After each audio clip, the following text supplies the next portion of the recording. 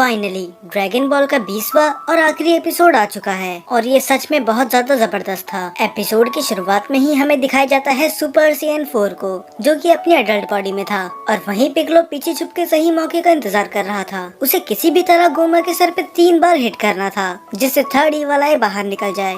Goku वो नई power अपने अंदर महसूस कर सकता था और वो तैयार था गोमा से लड़ने के लिए, और वो वैसा ही करता है। वो अपनी पूरी ताकत से ही गोमा पे हमला करता है और वो बहुत ज्यादा तेज था और ताकतवर भी, क्योंकि उसका पंच तो गोमा भी हैंडल नहीं कर पाया, और वो पंच इतना खतरनाक था कि उसने लगभग स्टेडियम के 2 हिस्से कर दिए थे। पर किसी तरह गोमा अपनी पावर से गोकू को पुश कर देता है और फिर शुरू होता है दोनों के बीच में हैंड टू हैंड कॉम्बैट। शुरू में तो ऐसा लगता है कि दोनों के बीच में बराबरी की बैटल हो रही है। गोमा उस पे पंचेस करता है और की ब्लास्ट भी, पर मानो अब तो गोकू सीरियसली लड़ ही नहीं रहा, क्योंकि फिर से गोकू उस पे भारी पड़ने लग जाता है। मानो उससे पहले वो अपनी पूरी पावर यूज कर ही नहीं रहा था। पर गोमा भी हार मानने वालों में से नहीं था। वो भी बिना रुके गोकू के सारे पंचेस का जवाब देता है, पर फर्क बस इतना था कि गोकू गोमा के पंचेस का जवाब दुगनी तेजी और पावर के साथ दे रहा था, मानो वो किसी 5 साल के बच्चे के साथ बस खेल रहा है। और जब वो उसकी बुरी तरह से धुलाई कर ही रहा था, तभी फिर से बीच में आ जाती है द थर्ड ईवल आई, जो उसकी बॉडी को फिर से रिकवर कर देती है और गोमा को फिर से थोड़ा स्ट्रॉन्ग बना देती है। पर इस बार गोमा कोई रिस्क नहीं ले सकता था, तो वो अपने मैजिक स्टाफ को बुला के बहुत सारे की ब्लास्ट अटैक करता है। वो बहुत ही ज्यादा की ब्लास्ट से अटैक इसलिए करता है क्योंकि गोकू बचे ना और उसे डॉज करने में और भी ज्यादा मुश्किल हो जाए। पर अब सुपर सैयन 4 अचीव करने के बाद ये इसके लिए एक बच्चों का खेल था, और वो आराम से ही सारे अटैक को डॉज कर लेता है, और वो सारे के सारे की ब्लास्ट वैनिश हो जाते हैं जब गोकू और गोमा के पंच टकराते हैं। ये साबित करता है कि ये दोनों कितनी ज्यादा पावर से लड़ रहे हैं। इस बार तो थर्ड ईवल आई का यूज करने के बाद भी गोमा गोकू को सरपास नहीं कर पा रहा था। हालांकि वो उसे थोड़ी देर के लिए तो टक्कर दे पा रहा था, पर जैसे ही गोमा अपनी पावर बढ़ाता, ठीक वैसे ही गोकू भी अपनी पावर बढ़ा लेता। तो अब बाजी गोमा के हाथ से निकलती हुई दिख रही थी। गोकू उसे अपने दोनों हाथ से जकड़ लेता है और गोमा अपने टेलीकिनेसिस का यूज करके गोकू को चारों तरफ बांध देता है, वो भी एक पत्थर की बॉल से। पर मानो अब तो गोकू को कोई फर्क पड़ता ही नहीं। वो बस अपने ऑरा से ही उन सब पत्थरों को हटा देता है और गोमा को देता है एक जोरदार पंच, जिसके इम्पैक्ट से तो दूर दूर की चट्टानें भी हिलने लगी थी। तो इसके बाद थर्ड ईवल आई फिर से गोमा को रिकवर करने लग जाती है, पर फिर से गोकू उसे एक स्माइल देता है, और ये स्माइल देख के तो गोमा भी चौंक चुका था। मानो अब गोकू को फर्क पड़ ही नहीं रहा कि गोमा कितना भी स्ट्रॉन्ग क्यों न हो जाए। गोकू की नजरों में तो ये मैच तभी खत्म हो चुका था जब वो सुपर सैयन 4 बना था, और ये देख के गोमा बिल्कुल भी खुश नहीं था। तो वो दोनों फिर से ही फाइट करने लग जाते हैं। वो उस पे पंचेस यूज करता है, की ब्लास्ट यूज करता है, पर गोकू किसी न किसी तरह उसे ओवर पावर कर ही लेता है। अब तो थर्ड ईवल आई भी परेशान हो चुकी थी गोमा की पावर बढ़ाते बढ़ाते, और साथ में गोमा का भी पारा हाई होते जा रहा था। तो वो गोकू को सीधा पकड़कर पाताल लोक में भेज देता है, और ये अंडरवर्ल्ड तो पूरी एक अलग डायमेंशन की तरह ही था।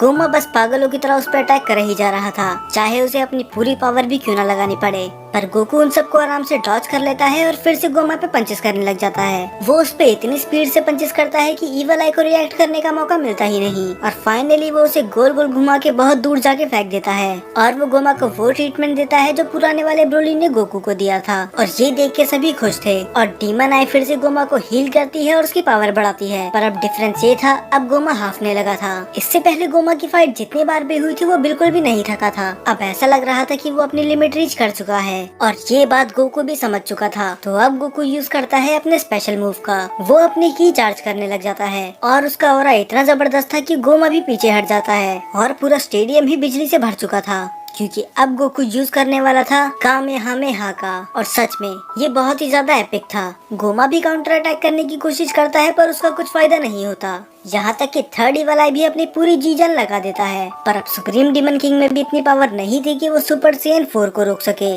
तो गोकू का कामेहामेहा बस गोमा के अटैक और उसको नहीं, बल्कि तीनों डीमन वर्ल्ड को चीरते हुए निकलता है। ये सभी डीमन वर्ल्ड के लोग विटनेस कर सकते थे। गोमा को तो समझ में नहीं आया कि उसके साथ आखिरकार हुआ क्या, क्योंकि ईवल आई मिलने के बाद तो उसे पूरे यूनिवर्स में सबसे स्ट्रॉन्ग होना चाहिए था। और ये देखने के बाद तो मेरा रिएक्शन भी बिल्कुल सुप्रीम काय और वेजिटा की तरह था। अब गोमा अपना कंट्रोल खो देता है। अब तो वो अपने 2 पैरों पर ढंग से खड़ा भी नहीं हो पा रहा था, तो यही सही मौका था वो आए निकालने का। तो पिक्कोलो मौका देखते ही उसको हिट करता है।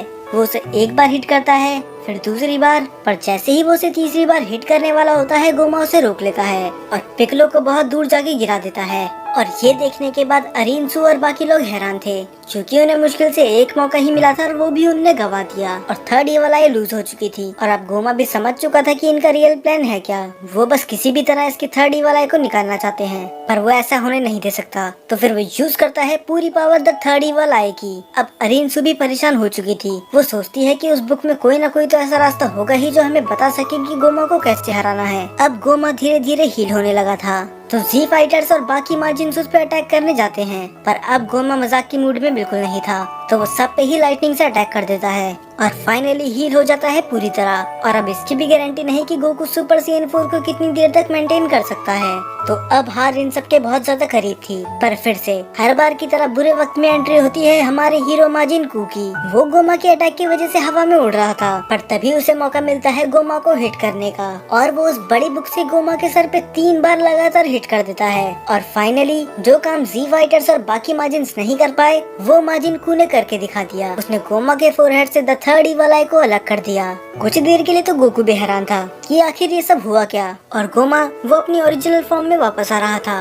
और ग्लोरियो मौका पाते ही उस थर्ड ईवल आई को कुचल देता है, क्योंकि वो नहीं चाहता ये फिर से किसी गलत हाथ में लगे। फाइनली सब कुछ ओवर हो चुका था। पांजी भागते भागते ग्लोरियो के पास आती है। अब वो फाइनली खुश थे कि ये पागलपंती रुक चुकी है, और तभी वहाँ पर आता है माजिन कू, जिसके चेहरे पे एक बड़ी सी स्माइल होती है, क्योंकि उसने वो करके दिखा दिया जो इतने टाइम से कोई नहीं कर पा रहा था। सच में शुरू में तो माजिन को मुझे बिल्कुल भी पसंद नहीं आया था, और मैंने तो उसके जोकर के साथ साथ न जाने क्या क्या ही बोल दिया था, पर धीरे धीरे इसने अपने आप को प्रूव करा, और न जाने ही इसने अरिनसु की कितनी मदद करी। हमारे साथ अरिनसु को भी यही लगता रहा कि ये एक वर्थलेस क्रीचर है, पर इतना सब सुनने के बाद भी इसके चेहरे पे एक बड़ी स्माइल हमेशा रहती थी। पर अब फाइनली लोग देख सकते हैं कि माजिन कू क्या क्या कर सकता है, और वो उतना भी यूजलेस नहीं है जितना वो उसे समझते थे। बुल्मा, सुप्रीम काय, पांजी और बाकी सभी उसका सपोर्ट करने लग जाते हैं। माजिन कू बहुत ज्यादा खुश था, पर अभी भी उसे बस 1% की तारीफ सुननी थी। और फाइनली अरिनसु को भी उस पे बहुत ज्यादा प्राउड होता है। अब सबको ही अपनी हैप्पी एंडिंग मिल चुकी थी, क्योंकि गोमा का राज फाइनली खत्म हो चुका था। तभी वहाँ अरिनसु के साथ साथ आती है मारबा, और वो उसे ट्रैप करने वाले थे उस छोटी सी बोतल के अंदर। मारबा उसे बोलती है कि 100 साल काफी होंगे अपनी गलतियों के बारे में सोचने के लिए। तभी पिकलो बीच में आके बोलता है कि देखा जाए तो उसने डेंडे को नहीं मारा।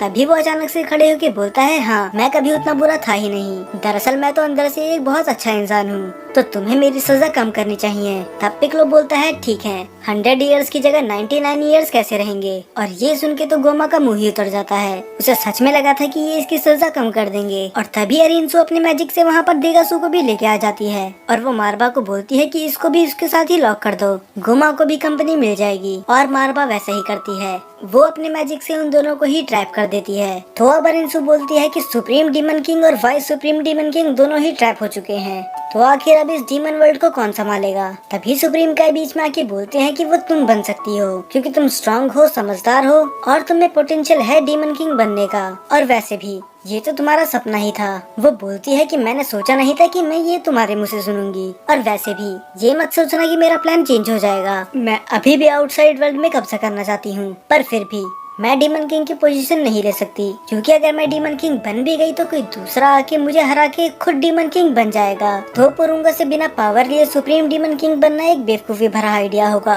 और देखा जाए इसकी बात सही भी है, क्योंकि अरिनसु में इतनी भी पावर नहीं कि वो एक तामागामी को हरा सके। तो अगर ये डीमन किंग बन गई तो कोई आसानी से इसे हरा सकता है। पर तभी नेवा बीच में आते हैं, और वो बोलते हैं कि अगर हम ध्यान से सोचें तो डीमन किंग तो उसे ही होना चाहिए जिसने प्रीवियस डीमन किंग को हराया हो। अब सभी लोग हैरान थे, क्योंकि जिसने डीमन किंग को हराया है वो कोई और नहीं, खुद माजिन कू था, क्योंकि यही था जिसने थर्ड ईवल आई को अलग करा। और माजिन कू खुशी खुशी बन जाता है the next supreme demon king. और अब वो डीमन किंग बन ही चुका था, तो वो अरिनसु की तरफ फिंगर पॉइंट करते हुए बोलता है, और आप बनोगी वाइस सुप्रीम डीमन किंग। अरिनसु हैरान थी कि आखिर तुम ये बोल क्या रहे हो, पर फिर माजिन कू बोलता है कि मुझे लोगों को पहचानने की परख है। आप बुरे होने का दिखावा करती तो हो, पर आप अंदर से बहुत ही ज्यादा अच्छी हो, और हमें ये नहीं भूलना चाहिए कि आप कितनी ज्यादा होशियार और समझदार हो। और सबसे बड़ी बात, आपने मुझे बनाया है, तो आप ही होंगी वाइस सुप्रीम डीमन किंग, और माजिन डू बनेगा हमारा मिनिस्टर। और मारबा और नेवा के पास बहुत ज्यादा एक्सपीरियंस है, तो वो भी बनेंगे हमारे मिनिस्टर। ये सुन के तो वो दोनों ही हैरान थे, और वो ग्लोरियो को भी चुनता है, क्योंकि चाहे उसने अरिनसु को धोखा दे दिया था, पर उसने वो करा जो डीमन वर्ल्ड के लिए सबसे ज्यादा सही था। तो इसका मतलब वो डीमन वर्ल्ड के लिए वफादार है। और वो नेक्स्ट मिनिस्टर चुनता है किंग कदान को। तब वो बताता है कि आपने पूरी जी जान लगा दी थी इस बैटल में, जो कि प्रूव करता है कि आप भी इस डीमन वर्ल्ड के लिए लॉयल हो। और ऐसा पहली बार हो रहा है कि कोई तीसरे वर्ल्ड का माजिन फर्स्ट डीमन वर्ल्ड का मिनिस्टर बन रहा है, जो कि प्रूव करता है कि माजिन को सभी को इक्वली ट्रीट करता है। और ये सुन के पांजी भी खुश थी और वो अपने डैड को गले लगा लेती है। फिर माजिन को जाता है गोकू और उनके दोस्तों के पास और वो बोलता है कि तुम सबने भी बहुत ही ज्यादा अच्छा काम करा, क्या तुम में से किसी को मिनिस्टर बनना है? पर गोकू तो साफ मना कर देता है। वो बोलता है नहीं, मुझे तो बस घर जाना है। तो माजिन को उसे ज्यादा फोर्स नहीं करता, पर तभी मिनिस्टर बनने के लिए पीछे से कोई हाथ उठाता है और वो कोई और नहीं, वो हाइबिस था। इसने तो पूरी सीरीज में वेजिटा को रोस्ट करने के अलावा पता नहीं क्या ही कर रहा। अब माजिन को जाता है रिंसू के पास और वो उसे अपना हाथ देते हुए बोलता है कि चलो इस डीमन वर्ल्ड को एक स्कैरी पर एक अच्छी रहने लायक जगह बनाएं। और रिंसू तैयार हो जाती है और सभी लोग उनका फुली सपोर्ट करते हैं, इसीलिए नहीं क्योंकि वो उनसे डरते हैं, बल्कि इसीलिए क्योंकि उन्हें उन पे भरोसा है। फिर हमें दिखाया जाता है कि ये जाने की तैयारी करने लग जाते हैं और पांचे बुल्मा को देती है बहुत सारे ही मैजिलाइट्स, जैसा उसने एपिसोड 13 में प्रॉमिस करा था। और माजिन को उनके सफर के लिए कुकीज पैक कर रहा था और डू वो तो बस खा ही रहा था। और दूसरी तरफ गोकू और वेजिटा अभी भी फाइट कर रहे थे। वो बोलता है कि घुमा को मैं ही हरा सकता था, तुम्हें बीच में आने की कोई जरूरत नहीं थी, और वैसे भी तुम्हारी हिम्मत कैसे हुई कि तुमने वो ट्रांसफॉर्मेशन मुझसे छुपाई? तब गोकू बताता है कि वो सुपर सेन 4 को अचीव करने की कोशिश तब से कर रहा था जब से माजिन बू से उनकी फाइट हुई थी, क्योंकि अगर कोई माजिन बू से ज्यादा स्ट्रॉन्ग अपोनेंट आता तो वो उसे रोक सके, पर उसे पता नहीं था कि वो इस लेवल तक पहुंच पाएगा। तब वेजिटा नाराज होकर बोलता है कि क्या आप सुपर सेन फॉर्म बाजार में बिकने लगी है? तभी गोकू बोलता है कि ज्यादा मत बोलो, तुमने भी तो सुपर सेन 3 अचीव कर ली। तब वेजिटा बोलता है कि अपना मुंह बंद रखो, वो कोई सुपर सेन फॉर्म नहीं है, वो है अल्ट्रा वेजिटा 1। गोकू बोलता है अल्ट्रा वेजिटा 1, ये क्या ही बकवास कर रहे हो? और ये बोल के वो वहाँ से उड़ के चले जाता है। और दूसरी तरफ नेवा ऑफर करते हैं डेंडे को वहीं पर रुकने के लिए, पर वो साफ मना कर देता है। पर डेंडे बोलता है कि आप चिंता मत कीजिए, नेमिकिन्स ने अपना प्लेनेट खो दिया है, तो मैं उन्हें डीमन वर्ल्ड के बारे में जरूर बताऊंगा और वो खुशी खुशी यहाँ पर आ जाएंगे। फिर नेवा बोलता है कि मुझे इंतजार रहेगा, बेचारा 1000 सालों से नेमिकिन्स का वेट कर रहा है। अब किंग कटान गोकू को थैंक्स बोलते हैं। अब तीनों डीमन वर्ल्ड में पहले की तरह कोई डिफरेंस नहीं था, कोई भी कहीं आ जा सकता है और किसी में भी कोई भेदभाव नहीं होगा, क्योंकि अब डीमन वर्ल्ड एक सही हाथों में है। और ये सब हुआ है तुम्हारी वजह से। और वो सब वहाँ से चले जाते हैं कि अगर यहाँ पर हालात बिगड़ गए तो हम तुम्हें फिर से बुलाएंगे। और गोकू बोलता है बिल्कुल, हम तुम्हारी मदद करने जरूर आएंगे। और अर्थ पे भी सब कुछ फिक्स हो चुका था, सभी अपने रियल एज में वापस आ चुके थे। अब इतनी मेहनत करने के बाद फाइनली सब कुछ सही हो चुका था। पर बुल्मा तो बिल्कुल भी खुश नहीं लग रही थी, क्योंकि उसे तो फिर से जवान होना था। तभी गोकू ग्लोरी से रिक्वेस्ट करता है कि हम उस दुकान पे जा सकते हैं जहाँ पर बग कैंडी हमने ली थी, क्योंकि मुझे बहुत सारी रिवाइव बग खरीदनी है। फाइनली ये उस दुकान पे पहुंच जाते हैं और अब तक न्यूज़पेपर में खबर आ चुकी थी कि माजिन को ही बन चुका है न्यू डीमन किंग। और वो औरत गोकू को देखते ही पहचान जाती है।